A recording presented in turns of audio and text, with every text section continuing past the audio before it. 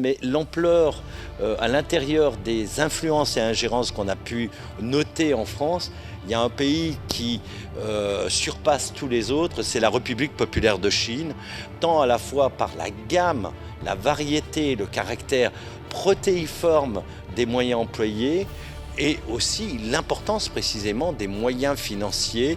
On peut même parler d'une influence systémique parce qu'on n'hésite plus effectivement dans des domaines et pratiquement dans tous les secteurs de la recherche académique à intervenir. Et c'est difficile en 2 mois de mesurer exactement ce que fait la Chine au service de son influence. Mais à la faveur de différents échanges, nous nous sommes aperçus qu'ils mettaient des moyens absolument considérables. Des moyens humains, et des moyens matériels, et des moyens financiers. Et le sentiment que nous avons, c'est que ce phénomène s'amplifie. Voilà. C'est peut-être la raison pour laquelle il est temps pour nous d'en prendre la pleine mesure et d'apporter des réponses. Mesdames et messieurs, nous vous avons conviés à cette conférence de presse et pour prendre connaissance des conclusions du rapport qui vous sera présenté dans quelques instants par mon collègue André Gattolin, au nom de la mission que nous avions constituée sur les influences étatiques extra-européennes dans le monde universitaire et académique français, ainsi que l'examen de leurs incidences. Je voudrais introduire cette conférence de presse par quelques éléments de contexte sur nos missions d'information. C'est une mission qui fut créée le 6 juillet dernier à l'initiative du groupe du Rassemblement des démocrates progressistes et indépendants, RDPI, et je voudrais saluer la présence de son président, François Patriat, qui nous fait l'honneur d'être parmi nous. Nous avons lancé nos travaux par une consultation des universités et des grandes écoles françaises. Puis, nous avons organisé durant l'été plus de 30 auditions et tables rondes. 50 personnalités de tous horizons ont été entendues, chercheurs, présidents d'universités, parlementaires étrangers, représentants des ministères, entre autres. La mission a aussi mené un travail d'évaluation des structures qui sont en charge dans notre pays de détecter et de prévenir les influences étrangères, de les prévenir dans les établissements, auprès des ministères qui sont chargés des affaires étrangères, de l'intérieur et de l'enseignement supérieur et de la recherche et de l'innovation. Nous avons auditionné Madame Frédérique Vidal. Mais nous avons aussi reçu 28 contributions écrites, 23 de la part d'établissements d'enseignement supérieur et 5 de la part des ambassades qui ont bien voulu accepter de répondre à nos questions sur leur politique publique d'influence. Je veux parler de l'Allemagne, de l'Australie, de la Grande-Bretagne, de la Chine et de la Turquie. Pour délimiter le périmètre de notre mission, nous nous en sommes tenus à 4 axes de travail.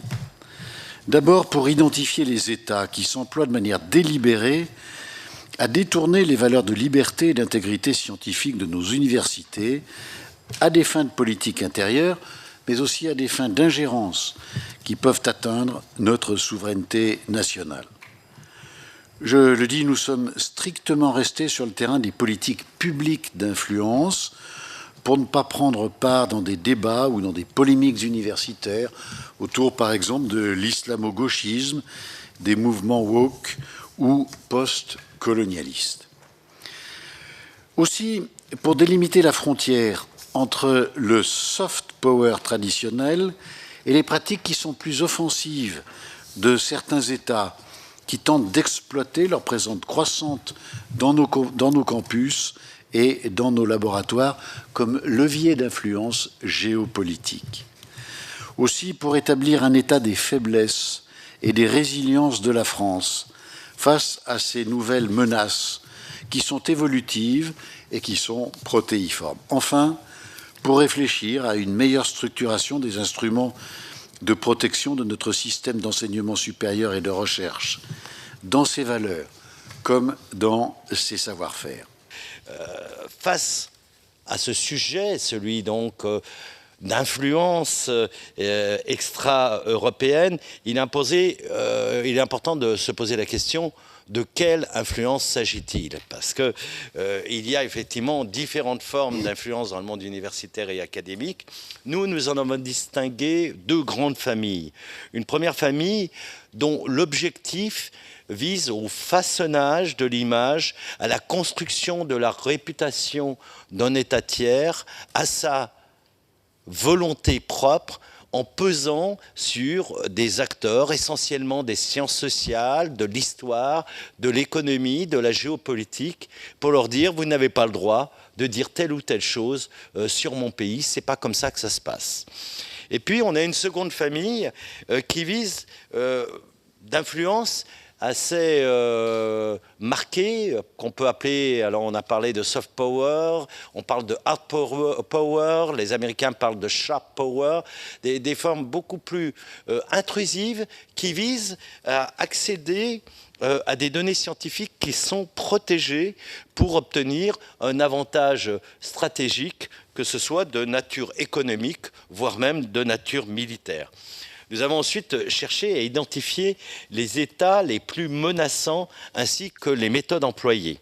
Quant à l'identification des pays les plus sensibles, en préalable, et ça n'étonnera peut-être personne, mais l'ampleur à l'intérieur des influences et ingérences qu'on a pu noter en France, il y a un pays qui surpasse tous les autres, c'est la République populaire de Chine, tant à la fois par la gamme, la variété, le caractère protéiforme des moyens employés, et aussi l'importance précisément des moyens financiers.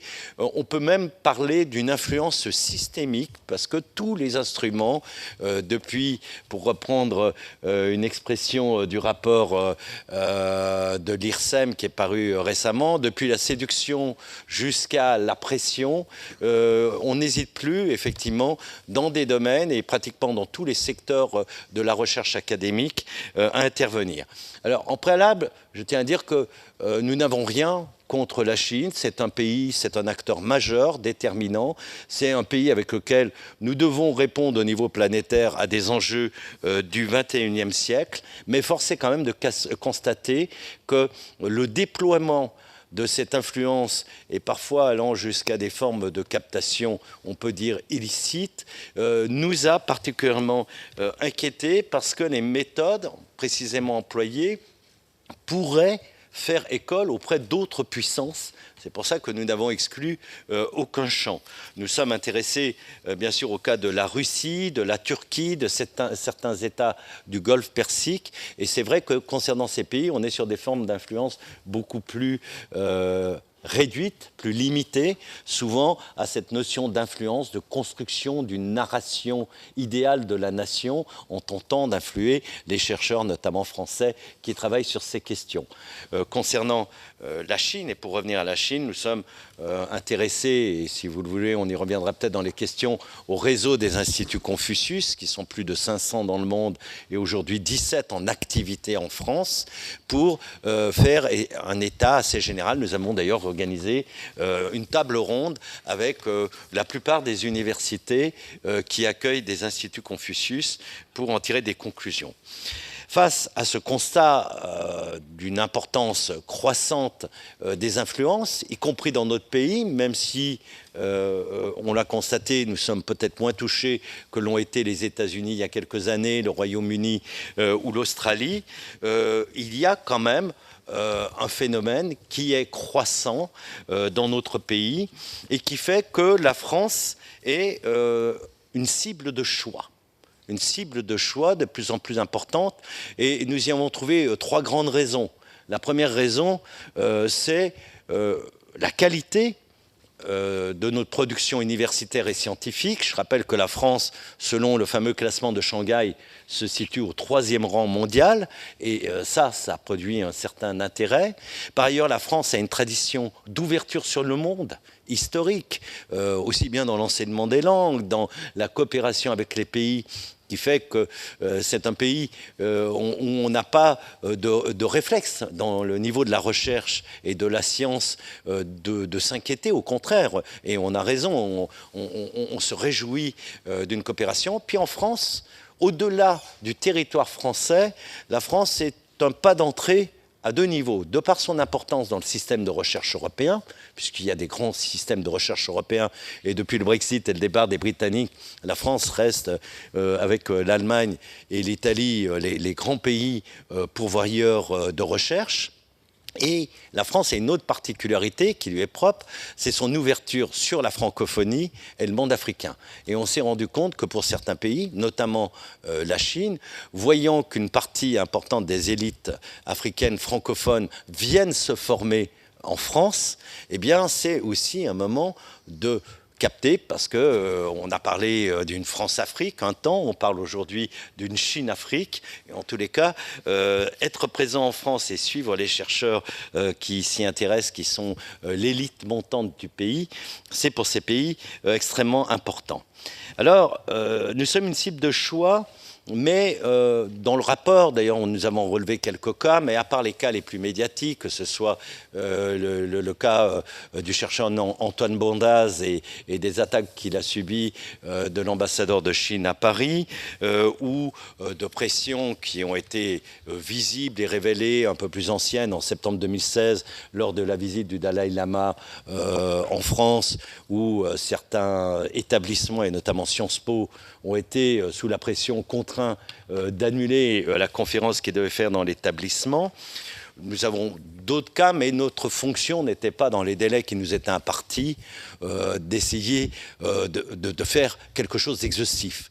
Une des choses qui nous a beaucoup marqué en parlant avec des chercheurs, c'est le phénomène d'autocensure croissant qui s'exerce sur eux. Quand on parle avec des responsables de grands campus, je dirais de sciences sociales comme Sciences Po ou autres, on voit bien qu'on nous dit nos collègues qui travaillent sur tel ou tel pays évitent de s'exprimer clairement, font état d'autocensure parce qu'ils risquent d'être soumis à interdiction de visa, blocage quant à l'accès aux sources.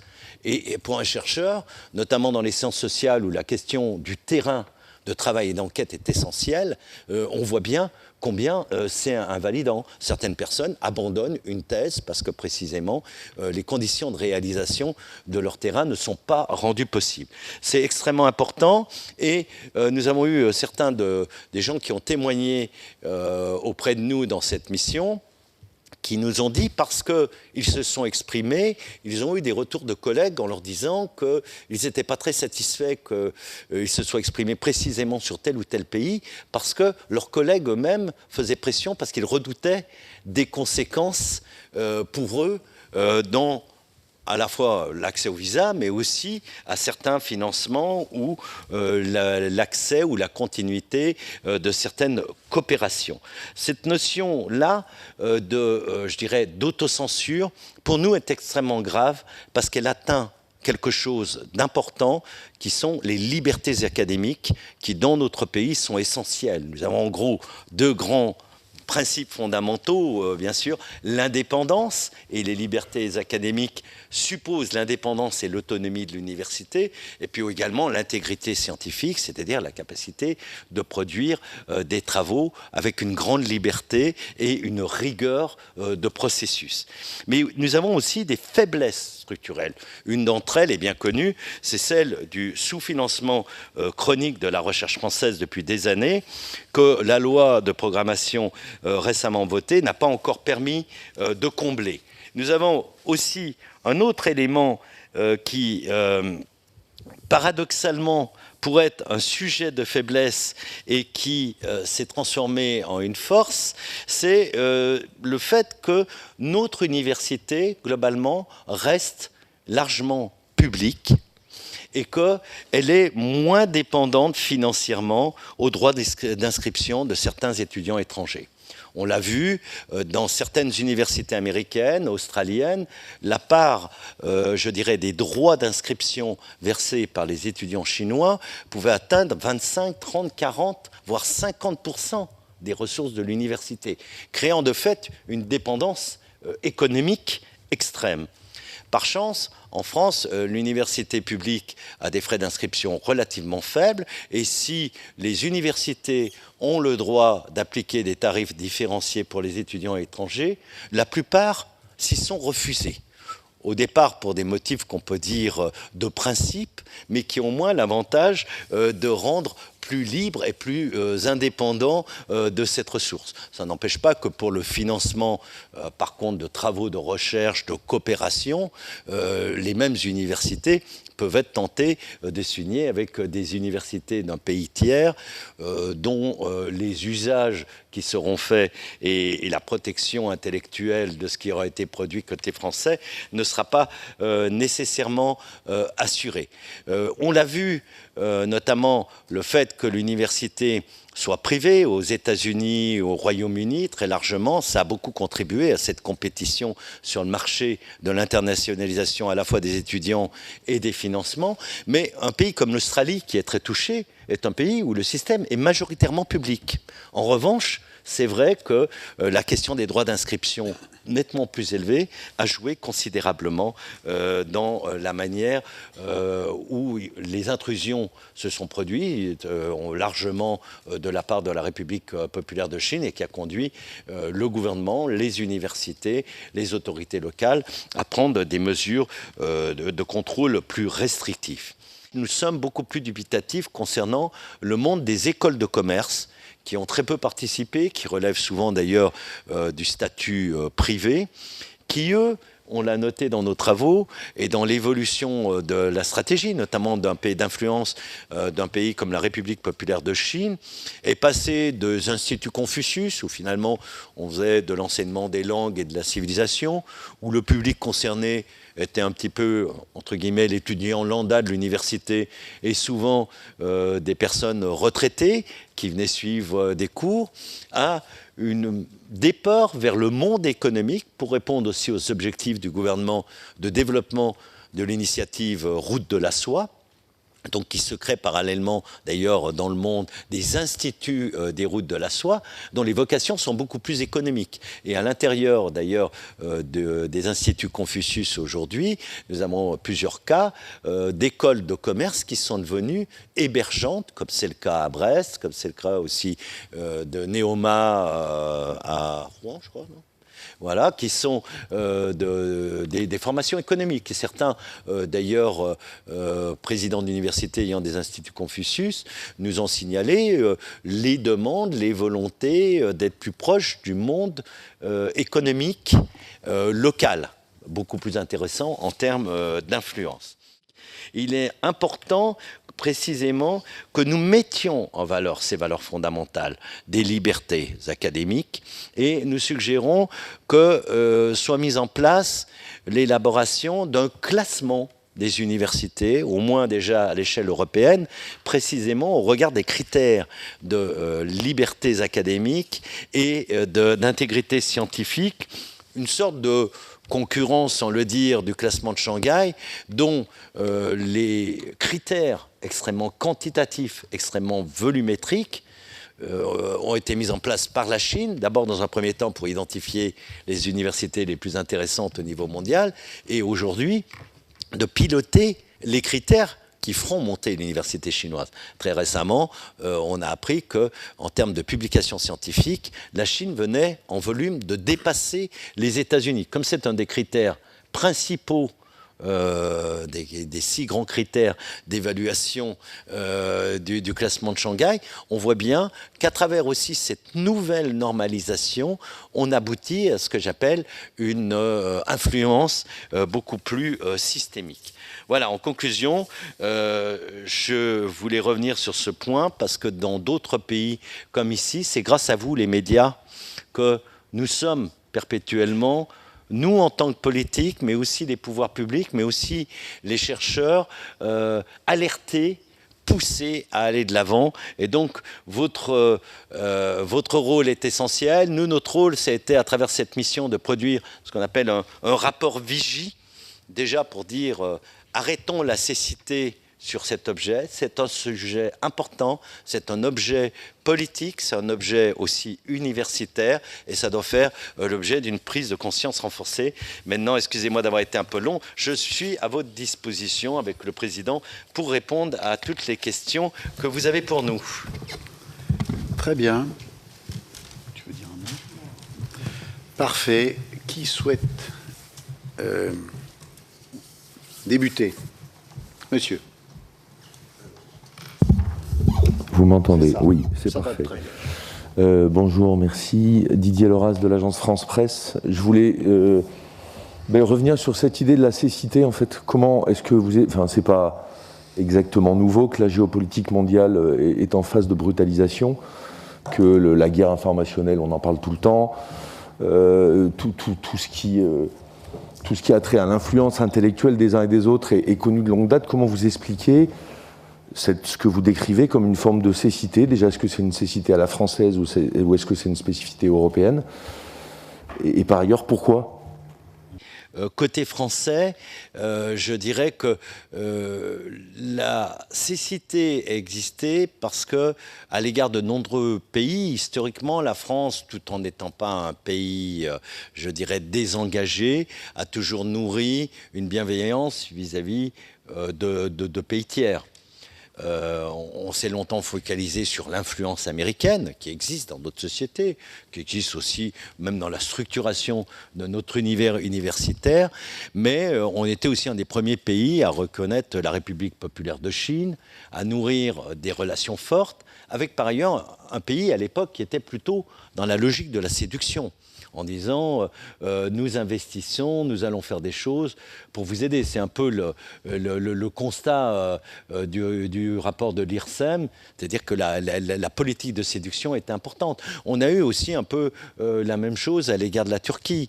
La Turquie était candidate à l'Union européenne, une certaine ouverture était de mise. Et puis on nous a dit, attendez, il faut qu'on réagisse, il y a une volonté islamique de prendre le pouvoir, et quelque part le gouvernement turc en a profité pour développer les instituts Yunus Emre en substitut des influences religieuses qui avaient été développées à l'étranger. Je pense qu'il y a quelque part aussi le fait que l'université en France, elle est dépendante d'un échelon local et régional. Je ne parle pas nécessairement des grandes universités parisiennes, mais qui s'est créé des écosystèmes d'influence. C'est-à-dire que ce n'est pas seulement les universités qui sont ciblées, ce sont les élites économiques, mais aussi les responsables politiques.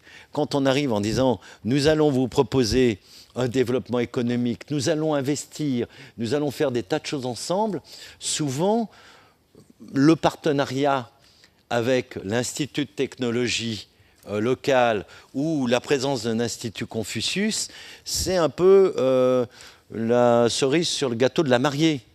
Et nous, certains responsables d'université dont on taira le nom, nous ont dit qu'ils avaient subi des pressions un peu lourdes. Parfois, ils découvraient qu'il y avait un accord partenarial quasiment qui avait été mis en place de leur université avec telle région ou tel laboratoire d'un autre pays. Ça fait partie des choses, parce que je vous rappelle que les universités dépendent quand même largement de la région, que dans les régions ont 2 représentants au conseil d'administration. Donc le poids parfois de bonne volonté, hein, et je suis au Sénat, donc je fais attention à ce que je dis, mais de certains élus locaux de développer réellement leur territoire et leur région, fait que dans certains cas, je dirais, l'université était un petit peu embarquée. Et puis, le discours de l'internationalisation, nous devons avoir tant de centaines de milliers d'étudiants étrangers, ces objectifs quantitatifs, s'ils ne sont pas clairement définis, s'il n'y a pas de procédure méthodologique en amont de qui on fait venir et pourquoi, nous conduit à des situations qui deviennent embarrassantes. Je n'ai peut-être pas répondu à l'entièreté, mais je crois qu'il y a des écosystèmes. Ce dont on s'est rendu compte, concernant notamment un grand pays asiatique, c'est qu'il ne venait pas dans une université simplement pour les travaux, il venait parce que c'est un endroit où il y a des liens qui ont été tissés sur le plan économique, où il y a des enjeux stratégiques, parce qu'on est près d'un port militaire, où on est près d'un grand centre de recherche technologique. Vous voyez, il y a tout un ensemble de choses qui construisent, et dans la dynamique du développement territorial ou du développement économique plus généralement de la nation, pendant longtemps on a considéré ça comme une opportunité avant d'envisager ça davantage comme une menace, parce que les méthodes aussi se sont durcies et qu'on s'est rendu compte de ce qui s'est passé avec des pays. L'Australie était un des pays les plus ouverts à la Chine. En 2015, ils signent un traité d'investissement et de libre-échange avec la Chine, 40% de leur commerce extérieur. Puis tout d'un coup, ils se rendent compte que dès 2017, certains élus sont financés directement par la Chine au Parlement, ce qui les oblige à passer une loi sur les influences extérieures. Et parfois, l'imbrication trop étroite des relations avec un pays conduit à ce type de dépendance et d'écart et donc d'ingérence. Peut-être ajouter un point. Oui. Ce qui nous a frappé, c'est le développement d'une organisation mise au service de l'influence.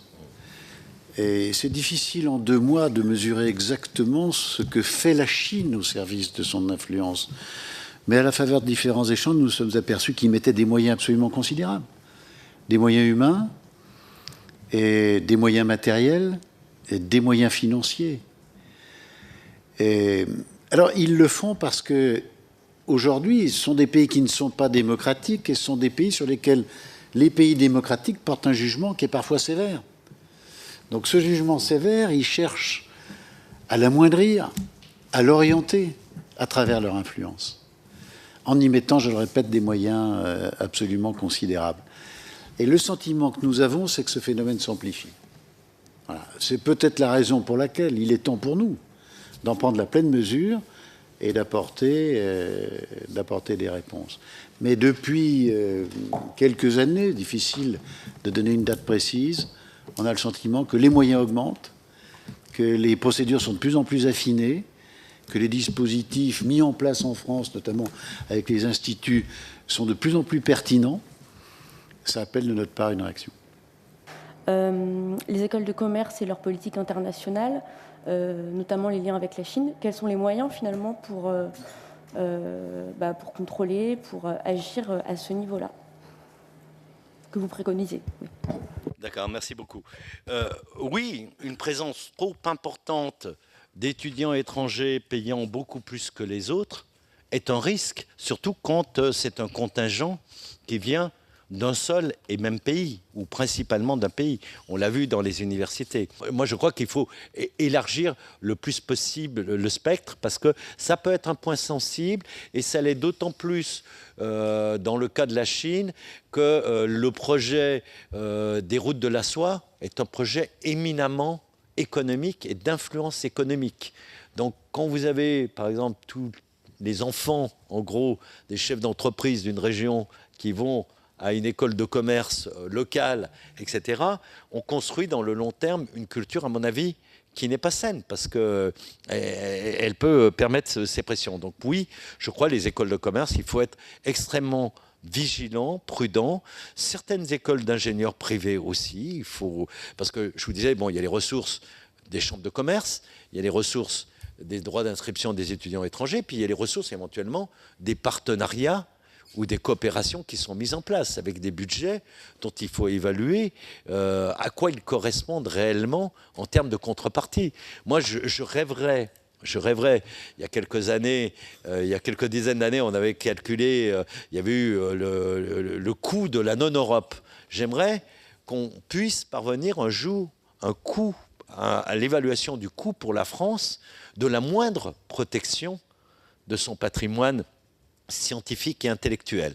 Je pense que là, ça permettrait d'avoir peut-être une meilleure conscience des enjeux que nous avons. Parce que pour le moment, on ne sait pas trop ce qui disparaît. On sait qu'il y a des zones d'influence. On ne sait pas ce qui est perdu. Des chercheurs dans certains domaines nous disent « Ah ben j'allais déposer un brevet » et puis je me rends compte que, comme par hasard, il a déjà été déposé ailleurs quelques semaines avant sur le même sujet de travaux bien identifiés.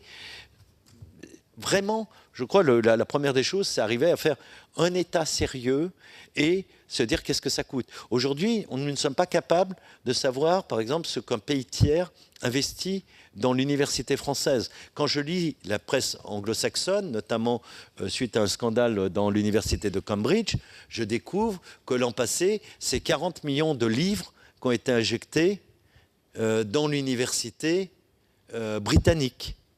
J'aurais une question sur les instituts Confucius. Je sais qu'il y a des demandes de certains instituts Confucius d'être hébergés directement dans des locaux du campus universitaire. Est-ce qu'à l'échelle de la France, vous avez parlé, je crois, de 17 instituts, est-ce que vous avez une typologie de ceux qui sont dans un local privé de la ville, comme n'importe quelle association, ceux qui ont déjà, j'allais dire, un pied sur le campus universitaire? Je vous remercie. C'est 12 en page 67 du rapport, c'est 12 qui sont établis. Alors je ne sais pas si c'est mis à jour avec le déplacement de l'Institut Confucius de l'Université de Bretagne occidentale vers la Bresse. Donc ça doit être plutôt 11, parce que tout ça s'est passé très récemment. Hein. L'Institut Confucius de Brest, qui est passé de l'université à l'école de commerce privé, c'est en juillet dernier. Donc le chiffre officiel doit être 11 aujourd'hui. Mais oui, c'est quelque chose auquel les instituts Confucius tenaient beaucoup pour être dans le cœur des établissements, pour aussi leur donner un statut et une résonance. Mais les instituts Confucius, outre l'enseignement, moi j'ai pas le sentiment qu'il y ait un contrôle quand je demande aux universitaires est-ce que vous contrôlez les manuels qui sont employés, les discours qui sont développés. Tout ce qu'on nous dit, on fait simplement attention à ne pas parler du Tibet, des Ouïghours, de Taïwan et de Hong Kong. Mais je n'ai pas l'impression qu'il y a un contrôle académique. C'est-à-dire c'est hébergé, c'est un établissement supérieur, mais qui est hébergé dans l'université. Et à ce titre, c'est un vrai problème, parce que la réalité, depuis la fin de la Troisième République, n'importe qui peut ouvrir un établissement d'enseignement supérieur. Après, il est reconnu ou pas par l'État. L'État donne une certification à ses diplômes. Mais ce qu'on a vu dans certains cas, plusieurs présidents d'universités qui ont rompu avec Confucius nous ont dit, mais ils voulaient, on avait un département d'études chinoises ou d'études asiatiques, et ils voulaient avoir un droit de regard sur le cursus universitaire et ce qui était enseigné. Souvent, l'Institut Confucius est aussi une première étape pour établir des liens ou une étape complémentaire pour établir des liens dans l'université, une présence affirmée et qui n'est pas que du soft power. On nous a dit dans certains cas que des visites étaient parfois organisées d'étudiants. On ne sait pas toujours si les gens sont des étudiants réellement, quel est leur statut quand ils viennent visiter un certain nombre de sites stratégiques ou d'importance économique en France. Il y a aussi en la matière, je crois, sans tomber dans la paranoïa et le régime, je dirais, de société de contrôle, je pense qu'il y a beaucoup à faire en amont de l'arrivée de certains étudiants de certains pays. Donc, par ailleurs, l'Institut Confucius est souvent un des éléments d'un partenariat avec une université. Typiquement, si vous prenez l'université Paris 10 Nanterre, où il y avait un institut Confucius qui a été fermé il y a 2 ans, il y avait en parallèle des réceptions significatives d'étudiants chinois dans l'université et par ailleurs des accords de partenariat avec l'antenne de technologie de Ville d'Avray qui dépend de l'université. Donc vous voyez, ça appartient, quand je parle d'influence systémique, c'est pas un seul point. Se focaliser sur les instituts Confucius, et on le voit, on a le sentiment aujourd'hui que la politique peut-être plus volontariste, pour ne pas utiliser un terme péjoratif de la Chine, considère que Confucius, c'est un peu du petit lait. Il y a bien d'autres méthodes. Si on veut capter de l'information, les programmes 1000 talents, et surtout qui n'existent plus officiellement, mais qui ont été remplacés par une centaine au moins d'autres programmes visant à capter des chercheurs de haut niveau en leur offrant des avantages, des rémunérations parfois pas déclarées à leur université d'origine, c'est beaucoup plus efficace. Il n'y a pas de mur. Et ce qu'on appelle les stations de recrutement, qui a été mis en exergue par un chercheur, Alex Jox, qui est un des responsables de l'ASPI, qui est un institut qui a été créé universitaire, un think tank qui a été créé en Australie sur ces questions. Lui dit, en France, il y a aujourd'hui 46 stations de recrutement de personnalités qui n'ont pas nécessairement un espace physique, mais où on repère des gens potentiellement intéressants au regard du programme que la Chine s'est fixé en 2015, qui s'appelle Chine 2025, et qui identifie toutes les zones de faiblesse ou de rattrapage technologique ou scientifique que la Chine doit opérer pour devenir leader.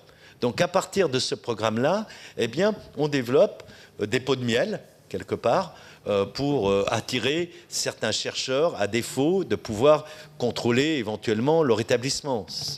Et je terminerai là-dessus. Notre recommandation de dire qu'il faut agir au niveau des établissements et au niveau des personnes, des individus et des chercheurs est essentielle. Parce que si vous n'arrivez pas à passer de partenariat avec l'Université de Strasbourg, si vous détournez un de ses meilleurs chercheurs qui va faire volontairement ou involontairement, parce que quand vous partez en Chine, nous, les services de renseignement nous disent vous êtes parlementaire, n'y allez sans téléphone intelligent ni ordinateur, parce que vos données peuvent être aspirées. Vous savez, là aussi, quand vous êtes chercheur, vous travaillez avec votre ordinateur partout où vous allez, vous n'êtes pas sûr que la sécurité informatique et la protection, c'est d'ailleurs le sens d'une de nos recommandations, c'est de dire que l'ANSSI doit faire un vrai état des lieux un peu systématique de la protection cyber de nos universités.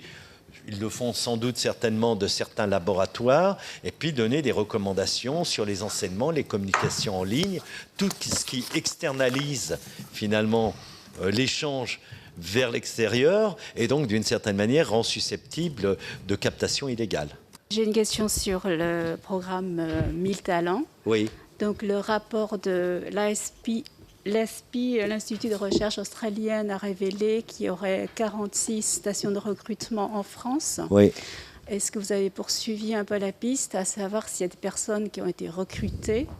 Parce qu'aux États-Unis, il y a eu des révélations, donc les personnes recrutées par le programme 1000 talents, qui sont la plupart les Américains d'origine chinoise et quelques professeurs de l'université Harvard et autres. C'est une excellente question. Déjà, formellement, le programme 1000 talents n'existe plus. Il a été débaptisé parce qu'il commençait à devenir trop connu. Et il y a une multiplication de programmes de recrutement qui se fait sous des noms beaucoup plus discrets, variés et complexes. On n'a pas eu de documents officiels là-dessus. Moi, j'ai vu personnellement des documents officieux qui confirmeraient qu'il y aurait un certain nombre de chercheurs français qui ont été captés ou approchés par ces programmes 1000 talents. Et dans le profil, effectivement, pratiquement la moitié, voire un peu plus, sont issus de la diaspora. Parce que, ça on l'oublie souvent, alors la Chine présente à l'extérieur la diaspora chinoise comme une de ses forces et une de ses capacités d'être présent dans la société. Je rappelle que la France est le pays d'Europe qui a la plus forte population chinoise ou d'origine chinoise. Mais la diaspora est à la fois un instrument que le gouvernement essaye d'utiliser, c'est quelque chose aussi qui est menaçant. Une population chinoise qui a vécu dans un contexte occidental de démocratie libérale, on veut aussi les surveiller. L'avantage, souvent, par rapport à cette diaspora, y compris ces gens qui sont chercheurs, qui sont intégrés, qui sont de la 2e ou 3e génération, c'est que parfois, il y a des pressions qui peuvent être exercées sur la famille. Il n'apparaît pas aberrant que les enseignants chinois qui sont recrutés dans les instituts Confucius en France remplissent un document avec les coordonnées de tous les membres de leur famille qui habitent en Chine. C'est un moyen de dire attention, prudence. Vous voyez. Donc ça, effectivement, c'est quelque chose où on parle de l'extraterritorialité de certaines lois américaines, et ça nous gêne beaucoup en tant qu'Européens, mais là, parfois, il y a une extraterritorialité que certains pays pensent pouvoir exercer sur leur communauté. Il y a des phénomènes un peu similaires avec la communauté turque qui vit en France ou à l'étranger, où il y a une volonté de contrôle. Mais c'est souvent le cas pour beaucoup de diasporas. Elles sont très étroitement surveillées. elles ne sont pas toujours volontaires pour coopérer, mais elles ont des faiblesses qui font que parfois on les contraint et on les utilise pour autre chose que ce qu'elles voudraient être.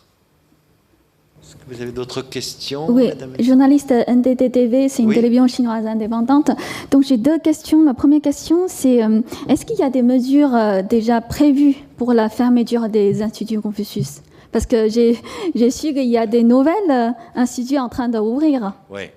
Alors, il y a des instituts qui ouvrent. Il y en a eu un récemment à Pau. Là aussi, hein. Je ne suis pas persuadé que ce soit un choix opérationnel. Il y a eu la volonté de la part d'universités chinoises d'ouvrir un institut Confucius en Nouvelle-Calédonie qui a été bloqué. Parce qu'on sait que la Nouvelle-Calédonie est regardée de très près par la Chine, hein, en raison du vote sur l'indépendance, des ressources naturelles, de sa situation géostratégique. Les fermetures qui ont été faites, souvent ont été faites à la méthode française. C'est un peu comme pour Huawei. On n'interdit pas Huawei dans la 5G, mais on met des conditions qui rendent Huawei dans l'incapacité de construire un réseau global en France. Eh bien, c'est peut-être le côté où on veut faire sauver la face aux dirigeants chinois. À chaque fois qu'il y a eu des instituts qui ferment, on nous dit « Ah, mais ça nous coûtait trop cher, ça prenait trop de place, on n'avait plus assez de place sur le campus, ça occupait de l'espace. » Ça, c'est la raison officielle donnée. Quand on gratte un peu, on nous dit ils étaient quand même de plus en plus exigeants, ils voulaient être consultés sur les cursus, etc. Donc, je pense qu'à bas bruit, la France est en train, et on l'a vu à travers l'audition de certains présidents d'université ou de nouveaux responsables, on sent qu'il y a une prise de conscience, mais qu'on fait les choses tranquillement, calmement, sans trop bousculer. À mon avis, il n'y aura pas d'interdiction des instituts Confucius. Je pense d'autant plus que ce n'est pas aujourd'hui, à mon sens, le lieu d'influence et d'ingérence le plus marqué. Je pense que certains programmes, certaines formes de pression dans le monde universitaire sont peut-être plus graves que les capacités des instituts Confucius. Ça ne veut pas dire qu'ils ont leur utilité. Il y a néanmoins un souci, c'est par exemple aux États-Unis, la fermeture des 2/3 des instituts Confucius a créé une pénurie de l'enseignement du chinois et du mandarin, et ce qui pose problème, y compris pour les autorités.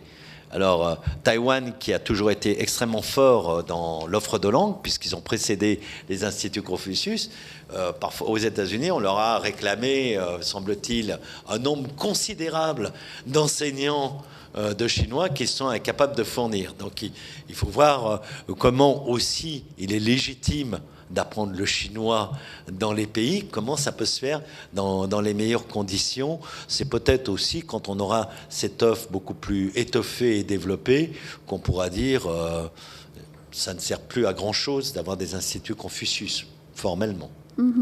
Et la deuxième question, justement, tout à l'heure, vous avez dit il y a une prise de conscience sur l'influence chinoise croissante. Et il y a aussi un rapport qui vient de sortir de IRSEM, Oui.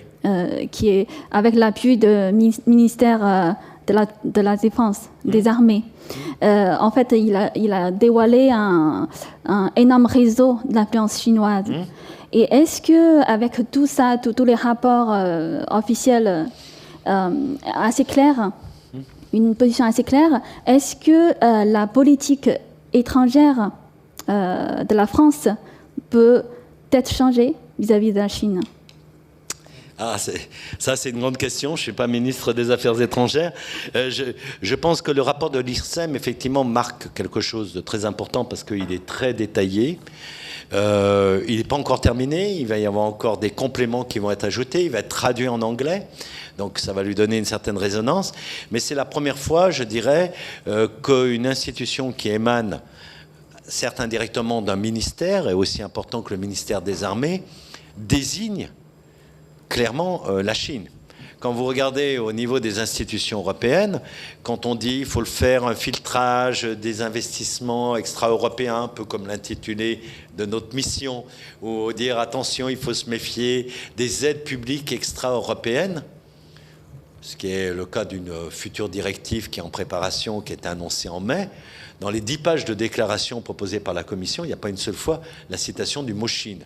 Et quand vous remontez le document qui est à l'origine de ce projet de directive, c'est un rapport de la Cour des comptes européenne de l'an passé qui est consacré à toutes les aides publiques indirectes faites par la Chine. 98% des aides indirectes d'État dans l'Union européenne. Donc cette difficulté à nommer, je crois qu'elle commence à être franchie. Après, je crois que, y compris, il faut se dire la réalité, la classe politique française, qui a toujours eu des sympathies pro-chinoises, historiques, les relations avec Mao, le général de Gaulle, reconnaissant, les visites en Chine, la gauche française également, en disant mais la Chine, c'est pas comme l'URSS, c'est pas le goulag, etc. Ça a parfois un peu la vie dure, ça structure la pensée, et tout ça est en train d'évoluer. Je trouve que jamais aussi clairement les choses ont été dites. Alors peut-être que c'est encore à bas bruit, mais avant il n'y avait pas de bruit là-dessus, c'était impossible de s'exprimer. Et je crois là encore, tout le travail que font les médias, la presse, au-delà de nous, ce qu'on peut faire en tant que parlementaires, donne un certain sens, je dirais, à cette prise de conscience. C'est-à-dire que ce n'est pas un État démocratique avec lequel on peut avoir des relations comme on peut en avoir avec des partenaires démocratiques. Ça ne veut pas dire qu'il ne faut pas avoir de relations, mais il faut adapter notre partenariat au niveau des risques et des menaces qui sont sous-jacents à cette relation. C'est le moment d'agir en tant qu'Européens. Après tout, on disait, vous savez, les lois Magnitsky pour sanctionner des personnes coupables de graves atteintes aux droits de l'homme, ça passera jamais. Et la France avait dit il faut le faire au niveau européen. Tout le monde dit que c'était un cimetière. Et finalement, la loi est passée en décembre 2019. Elle était appliquée sur des dirigeants chinois, birmans, russes. Donc, on se dit, oui, le niveau européen et la prise de conscience qu'il y a, y compris en France, peut aider dans le cadre de la présidence à se dire définissons ensemble des règles. Il ne s'agit pas qu'on se joue la compétition entre pays européens, celui qui est le plus bienveillant et celui qui est le plus dur, pour finalement créer autant de tensions entre nous qui ne sont pas nécessaires.